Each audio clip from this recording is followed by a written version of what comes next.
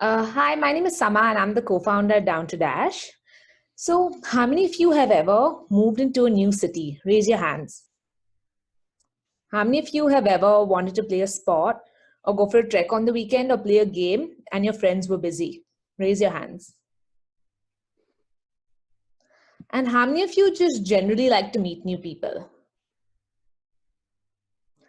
My co-founder and I had similar issues, which is why we created Down to Dash, an AI activity curator to connect like-minded people. So DTD is an app that understands you. It knows what you like. It knows when you're available, and it knows your location preferences. So for example, if you're free Friday evening in Soho, our technology will automatically find 5 other people who are also free and suggest that you play ping pong together. You can also post a specific plan like play soccer on Thursday, or I want to play basketball and I need 2 more players. And you can connect with users in your location and age who want to do the same activity. You can also group chat with users and discover events around you. And we've introduced a number of virtual activities and events to cater to the new COVID normal.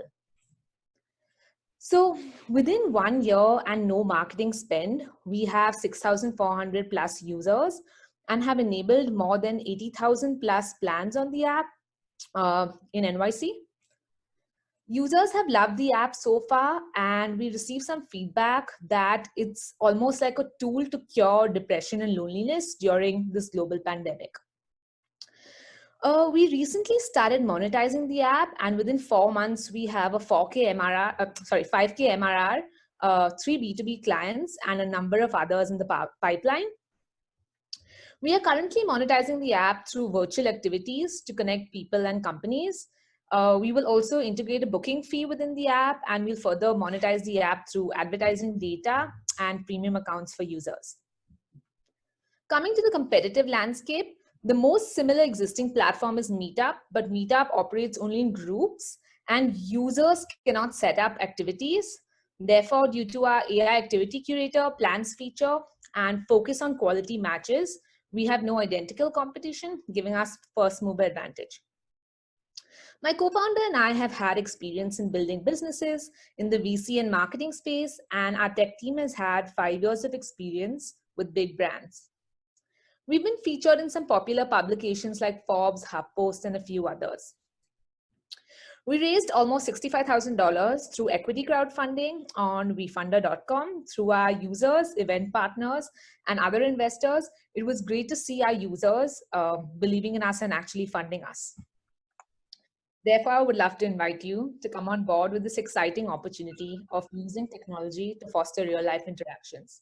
So are you down to dash? Thank you. Thank you. Can I ask, on one of your slides just before the competitors, I think it was the slide before that, it said data at the bottom with several other, this one. Are you planning to monetize data then? Or what are you, I'm not quite sure what you're thinking of doing with data there. Sure.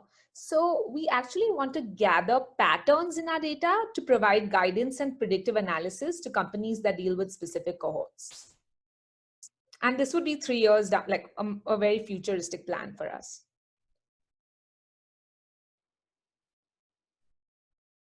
Not sure whether that answers your question.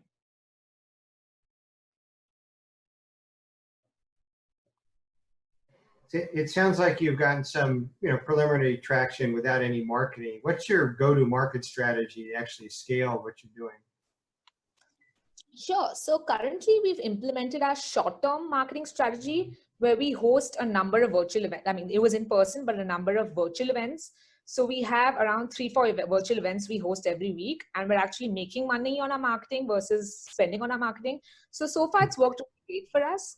Soon we hope to raise a bigger round of funding, and then we'll start actually investing in like digital marketing, influencers, to scale our events. The good thing is, because we're a parallel events company, we just need to scale our events, and our events is like a great marketing tactic for us to get more users to. So that's what we plan in the future, to automate everything through the technology and just keep scaling, raise more funding, and then just scale through digital marketing, influencers. And we haven't tapped all those marketing tactics yet. Thank you.